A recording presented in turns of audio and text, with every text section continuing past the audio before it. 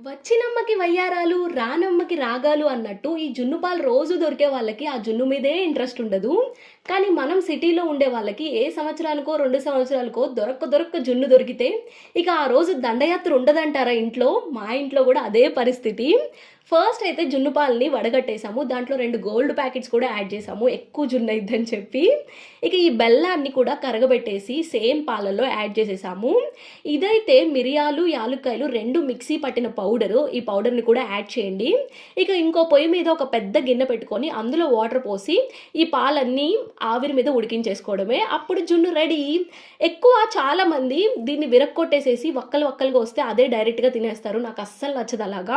మీకు ఈ రెండిట్లో ఎలా తింటారో చెప్పండి. మేమైతే ఎప్పుడు ఆవిరి మీదే చేసుకుంటాము. కేక్‌లా వచ్చింది కదా! హ్యాపీ బర్త్‌డే పాట కూడా పాడుకున్నాము. బర్త్‌డే ఎవరిదని అడగమాకండి. పెళ్ళాషాలు ఇయన్నీ. మీకు జున్ను ఇష్టమా? కామెంట్ చేయండి. And guys do like the video and do subscribe. Thank you.